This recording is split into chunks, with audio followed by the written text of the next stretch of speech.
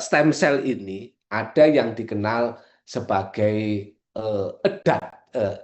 Jangan edat dulu. Yang pertama itu adalah embryonic stem cell. Ya, embryonic stem cell itu adalah stem cell atau sel yang dibentuk dari sperma dan ovum. Jadi seperti tadi kalau kita sebut oosit, kita sebut morula, kita sebut blastosis, ya itu adalah stem cell sebenarnya. Ya. Kemudian stem cell embrionik ini tidak boleh digunakan untuk riset. Ya, karena ini sebenarnya adalah calon individu. Ya. Kemudian yang kedua, stem cell pada orang dewasa yang dikenal dengan adult stem cell. Ya. Jadi adult stem cell itu pada orang dewasa juga punya. Ya, stem cell itu.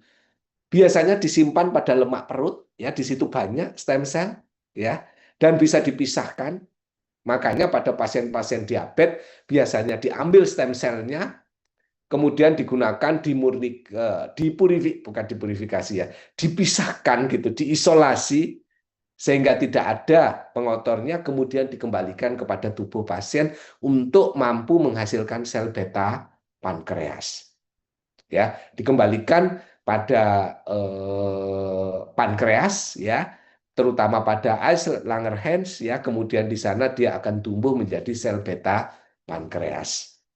Terapi masa depan mungkin saja dengan stem cell itu bisa mengatasi berbagai macam penyakit.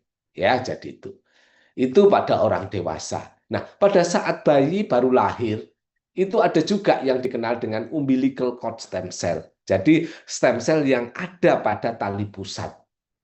Nah, biasanya di situ pada tali pusat banyak stem cell dan tentu saja kalau itu dilakukan penyimpanan, maka itu akan sangat baik untuk digunakan terapi suatu saat ketika seseorang tersebut mengalami gangguan ataupun juga penyakit yang sifatnya adalah eh, eh, disebabkan oleh gangguan ataupun juga kerusakan dari genetiknya, ya. Jadi itu. Nah, maka kalau kita mengenal stem cell itu ada embryonic stem cell, ada umbilical cord stem cell, kemudian ada adult stem cell. Pak, mesenchymal stem cell itu yang mana? Mesenchymal stem cell ya adult, itu dibentuk dari adult stem cell atau dibentuk dari embryonic stem cell. Ya. Jadi dari stem cell berubah ke stem cell itu yang disebut dengan tadi potensi. Ya. Jadi misalnya saja pada potensi ini kita kenal dengan nama totipoten. Ya, totipoten itu artinya apa? Totipoten itu artinya stem cell itu akan berubah menjadi stem cell yang lain. Yang nanti itu akan bisa menjadi individu. Ya, jadi totipoten itu berarti stem cell berubah menjadi stem cell. Ya, jadi itu. Nah, kemudian ada pluripoten, ada multipoten, ada oligopoten dan unipoten. Ya, oligopoten, unipoten berarti satu stem cell akan menjadi satu sel yang lain. Kalau multipoten, satu stem cell bisa berubah menjadi berbagai macam dari stem cell. Misalnya saja erythropoietic stem cell. Erythropoietic stem cell itu bisa berubah menjadi sel darah merah, sel darah putih, ya, dan lain sebagainya yang masuk dalam kelompok sel darah multipoten, ya, jadi itu. Nah, pluripoten berarti dari stem cell tetap menjadi stem cell tapi tidak bisa menjadi individu. Jadi artinya bahwa dia stem cell tapi berikutnya akan berubah menjadi sel yang terdiferensiasi. Sementara kalau totipoten itu berarti dia dari stem cell berubah menjadi stem cell, kemudian tetap nanti dia bisa menjadi individu. Misalnya tadi ketika sel telur dibuahi menjadi satu, kemudian satu berkembang menjadi dua, dua menjadi empat, jadi ini stem cell, dua ini berkembang menjadi empat, sama-sama bisa menjadi individu. Empat menjadi delapan, sama-sama bisa menjadi individu. Ya, jadi itu. Nah, kemudian kalau kita lihat, nah ini eh, gambaran untuk totipoten, pluripoten, dan multipoten. Jadi kalau totipoten itu tadi embrionik ya, sampai pada morula ya. Jadi ketika memang sudah 18 gini ya, 16 atau 18 begitu, berarti ya sampai pada morula ini bisa menjadi individu masing-masing. Tetapi kalau lebih dari itu supaya pada blastosis misalnya, maka dia sudah nanti akan menghasilkan sel yang kemudian berdiferensiasi. Ini yang dikenal dengan pluripoten dan multipoten. Ya, jadi itu.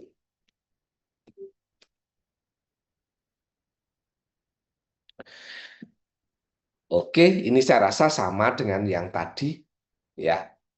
Nah, kemudian dari totipoten menjadi pluripoten. Nah, pada saat blastosis ini pluripoten ataupun juga multipoten akan terjadi. Misalnya saja pada eh, blastosis itu atau kemudian nanti menjadi yang lebih besar lagi ya. Itu pada bagian luar itu kita sebut dengan ektoderm, bagian tengah kita sebut dengan mesoderm, bagian dalam kita sebut dengan endoderm. Nah, dari masing-masing bagian itu, tadi sudah saya kirim melalui chatbox ya untuk materi kuliah saya ini, ya nanti silahkan dipelajari ya. Nah, masing-masing itu nanti akan berkembang menjadi sel dan organ yang berbeda-beda ya. Nah, ini gambaran totipoten, pluripoten dan multipoten ya. Jadi itu dalam streaming yang streamline ya, yang mudah untuk bisa diikuti ya. Jadi kalau totipoten itu ya berarti stem cell menjadi stem cell dan masing-masing bisa menjadi individu. Kemudian kalau pluripoten itu pasti tidak bisa menjadi individu ya, dan ketika multipoten dia akan berubah menjadi banyak eh, sel seperti ini multipoten ya. Oke. Nah, ini eh, definisi dari totipoten, saudara eh, nanti pelajari. Ini pluripoten gitu ya. Jadi tidak bisa menjadi organisme ya untuk pluripoten. Kalau totipoten dia itu bisa menjadi suatu organisme ya. Multipoten dia menjadi beberapa tipe dari sel ya. Nah, ini adult stem cell. Kalau adult stem cell tidak punya kemampuan totipoten, tetapi dia punya kemampuan multipoten ya. Jadi itu. Nah, ini kalau yang saya bicarakan tadi, ya, setelah dia itu menjadi blastosis, kemudian menjadi gastrula. Nah, pada gastrula ini ada bagian ektoderm luar, ada bagian mesoderm tengah, dan ada bagian endoderm yang sebelah dalam. Endoderm itu nanti ketika berdiferensiasi, dia tidak menjadi individu, tetapi dia menjadi misalnya saja sel-sel penyusun paru, ya, sel-sel penyusun pankreas ini berasal dari endoderm. Mesoderm ini sel-sel otot jantung, ya otot polos, kemudian juga otot rangka, ya. Jadi itu. Kemudian kalau kita lihat pada bagian ektoderm itu nanti menjadi sel saraf, menjadi kulit, ya, menjadi sel-sel penghasil pigmen, ya. Sementara ada bagian germ sel, ya, yang sebelah dalam dari ektoderm di situ ya itu nanti akan menjadi pembentuk dari sperma maupun juga sel telur ya jadi itu. Nah, eh, bagaimana sebenarnya ketika memang penggunaan kalau sudah di blastosis ini sudah tidak mampu untuk menjadi individu ya, maka dia nanti bisa diisolasi, dipisah-pisahkan menjadi sel ya yang kemudian bisa digunakan sebagai implantasi ataupun juga terapi jin. Tetapi biasanya kita ini di mana termasuk di Eropa, negara-negara Eropa yang sudah maju itu tidak boleh menggunakan sel apa telur yang sudah dibuai untuk suatu terapi di sini. Yang boleh yaitu embryonic stem cell, kemudian yang kedua adalah adult stem cell, ya. Jadi itu.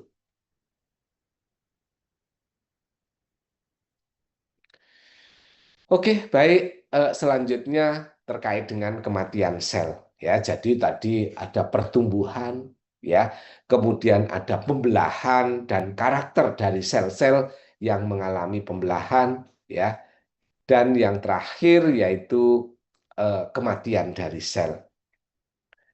Nah, kematian dari sel, ya tentu ini ada yang sifatnya itu terprogram, ada juga yang memang sifatnya adalah terinduksi akibat adanya eksposur yang berasal dari luar. Kalau terprogram, itu yang kita kenal dengan apoptosis. Ya, apoptosis ya kalau kita definisikan jadi kematian sel yang terprogram. Misalnya saja kemarin sel-sel kulit kita, jadi epidermis. Dia usianya 28 hari atau 30 hari. Maka setelah 30 hari sel itu akan mati. Kematiannya secara terprogram. Ya, jadi itu. Ada lagi kematian yang disebut dengan autopagi. Ya, jadi kalau apoptosis itu adalah tipe kematian sel yang pertama, autopagi itu adalah tipe kematian sel yang kedua. Sama-sama terprogram. Ya, jadi itu. Apa bedanya? Nanti saudara baca lebih jauh antara autopagi dengan apoptosis. Tetapi dia masuk dalam kelompok yang sama, yaitu kematian sel secara terprogram. Sementara kalau kita lihat kematian sel yang akibat adanya eksposur atau stimulasi, itu yang kita kenal dengan nekrosis. Ya, jadi kematian jaringan, ya. Bedanya nanti apoptosis, kalau apoptosis itu dimulai kematian itu dari inti. Intinya mengalami kematian, ya. Kemudian kalau dia mengalami kematian tidak mampu mempertahankan untuk eh,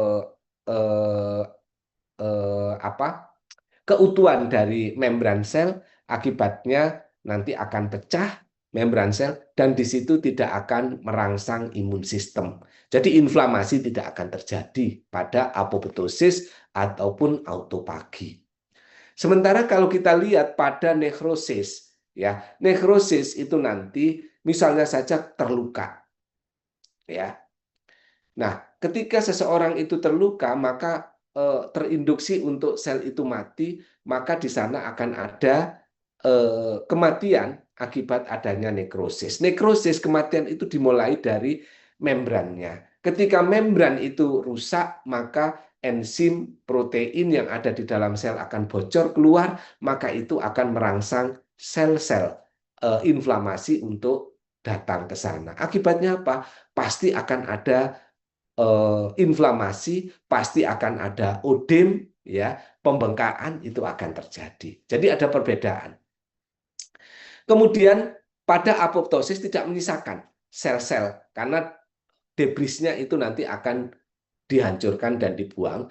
Sementara pada sel-sel yang sifatnya nekrosis, ya, nekrosis itu nanti akan terjadi pembentukan jaringan ikat pada nekrosis. Oleh sebab itu eh, eh, strategi terapi pada kanker, kalau kanker itu kan mematikan sel, ya. Maka kalau dulu banyak obat-obat yang sifatnya adalah mematikan dengan cara nekrosis, ya, maka timbul jaringan ikat di sana. Kalau timbul jaringan ikat, maka volume dari kanker itu juga tidak berkurang, tetapi sel mengalami kematian. Sementara kalau kita lihat pada apoptosis yang saat ini banyak obat-obat dikembangkan untuk merangsang terjadinya apoptosis pada sel, itu menjadi pilihan untuk terapi kanker. Ya, jadi itu. Nanti dipelajari terkait dengan autopagi, ya. Autopagi itu hampir sama. Cuman kalau eh, apoptosis itu kematiannya dari inti. Kalau autopagi itu pada cytosolnya itu nanti akan membentuk vesikel, ya, dan menimbulkan proses fagositosis ataupun juga penghancuran dari inti akibat adanya vesikel tadi, ya. Jadi itu. Sehingga kalau sel banyak mengalami pembentukan vesikel-vesikel di dalamnya, maka peluangnya autofagi itu bisa terjadi. Ya, jadi itu. Ini saya rasa, nah, gambaran yang paling mudah, ya, ini kalau kita lihat apoptosis seperti yang digambarkan pada satu itu dimulai dari inti, ya. Demikian juga dengan autofagi, tetapi tidak dari inti, tetapi pembentukan vesikel, ya. Kalau nekrosis itu berarti di sana kerusakan dimulai dari membran selnya, sementara paraptosis itu terjadi granulasi pada beberapa komponen yang ada di dalam sitoplasmanya, ya. Jadi itu.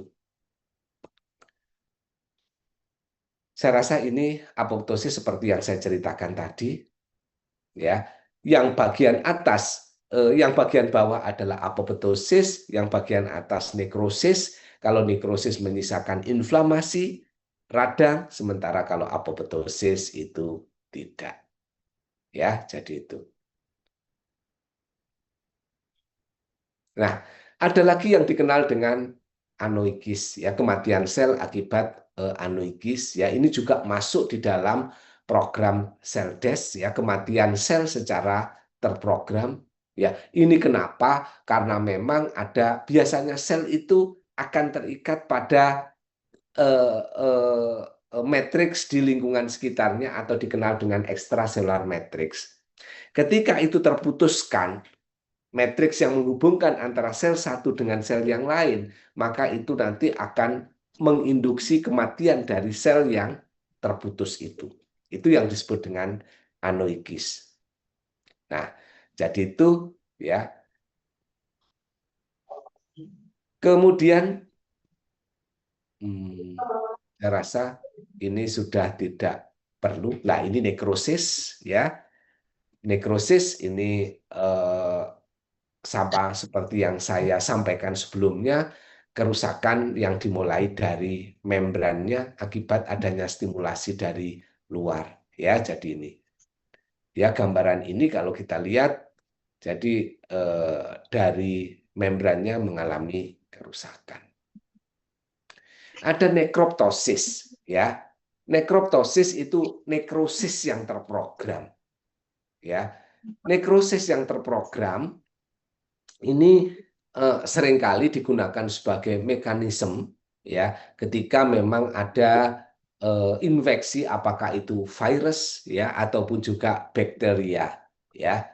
Tujuannya adalah untuk merusak ataupun juga mengeradikasi dari virus ataupun bakteria, tetapi diikuti oleh kematian dari sel itu, sehingga dia disebut suicide, cellular suicide, ataupun juga sel yang mengalami kematian terinduksi oleh dirinya sendiri. Ya, jadi itu.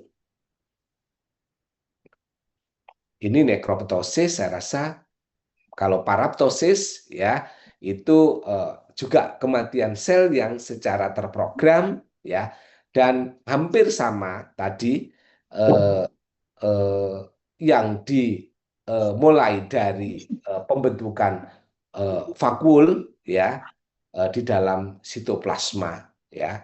Kemudian akan terjadi blebbing, kemudian terjadi kondensasi dari kromatinnya menghitam, kemudian terjadi fragmentasi pada inti. Saya rasa itu yang perlu saya sampaikan terkait dengan kehidupan sel, ya. Paling tidak saudara harus mengenal tiga, ya. Yang pertama adalah pertumbuhan, ya, kemudian juga pembelahan, ya, dan yang terakhir tadi adalah kematian dari sel itu. Silahkan Rajwa kalau ada yang ditanyakan.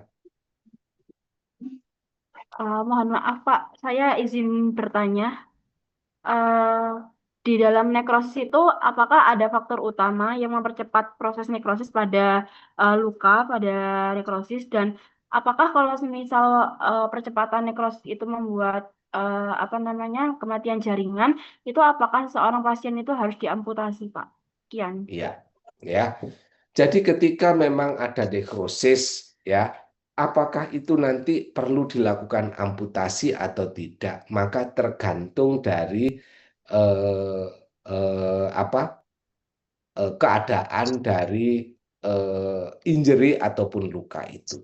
Ketika itu memang luka yang eh, proses nekrosis kemudian bisa dihentikan dan diperbaiki, maka ya tidak perlu adanya suatu amputasi.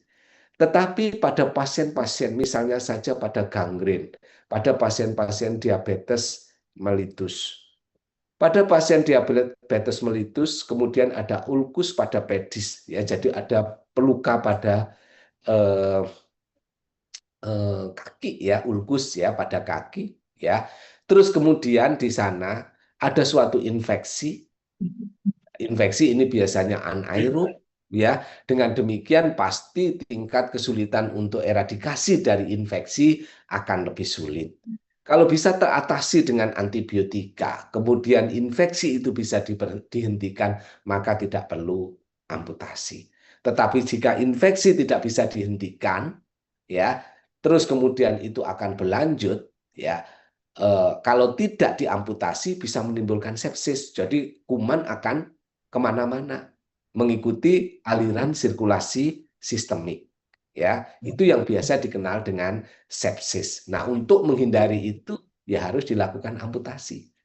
Nah, dengan demikian kematian jaringan akibat adanya nekrosis, ya, apakah itu perlu amputasi atau tidak tergantung dari kondisi luka itu.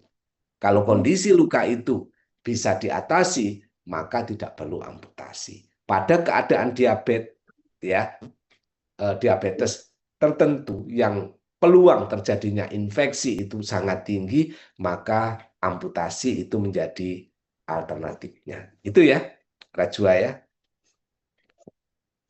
Oke, masih ada lagi. Kemudian ada lagi yang pasien-pasien yang mengalami biasanya dekompensasi jantung. Jantungnya sudah tidak mampu memompa darah untuk seluruh jaringan tubuhnya. Maka biasanya pada ujung-ujung ekstremitas, pada tangan maupun pada kaki itu ada kebiru-biruan. Artinya bahwa tidak mampu darah itu mengaliri ke sana. Maka di sana akan ada kematian pada jaringan itu. Ujung-ujung kaki misal, ujung-ujung jari kaki, ya, itu. Maka kalau misalnya terjadi kematian seperti itu, untuk menghindari terjadinya infeksi itu juga diamputasi. Ya, makanya pada pasien-pasien ini yang mengalami gangguan jantung dan kemudian tidak mampu mendistribusikan sirkulasi darahnya sampai pada ujung ujung ekstremitas itu biasanya dilakukan amputasi. Amputasinya bertahap biasanya satu ruas jari gitu ya. Jadi itu kalau kita lihat pada pasien-pasien dengan dekompensasi jantung. Itu ya. Oke. Masih ada lagi? Baik, kalau tidak ada, saya rasa cukup ya pertemuan malam hari ini. Siapa yang belum absen?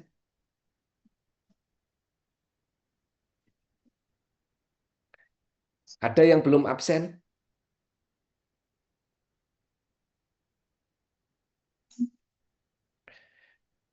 Coba saya cek dulu. Abdia, tidak ada. Alia, Diandra, Ikrar, Lintang, Nadia, Yasmin. Oke, kalau demikian saya rasa eh, tidak hadir dan malam ini kalau sudah tidak ada pertanyaan lagi, saya rasa cukup ya dan tentu eh, pembelajaran dari saya sudah selesai ya akan dilanjutkan karena sekarang saya mengambil hanya beberapa kali tatap muka ya biasanya ada banyak kali tatap muka tetapi karena saya tidak bisa memberikan pembelajaran secara luring, ya, dan saya hanya bisa secara daring untuk saat ini, ya, maka saya hanya mengambil 2 kali tatap muka, ya, selanjutnya 3 kali tatap muka ke depan, mungkin sudah mulai minggu ini dilanjutkan apakah Pak Krismawan atau Prof. Ani Setia Budiatin. Ya, jadi itu. Saya berharap saudara bisa belajar dengan baik, saudara bisa memahami bagaimana biologi molekular ini mendukung keilmuan farmasi. Ya, jadi itu. Baik, saya rasa cukup. Selamat malam. Wassalamualaikum warahmatullahi wabarakatuh. Waalaikumsalam warahmatullahi Waalaikumsalam wabarakatuh. warahmatullahi wabarakatuh. Kasih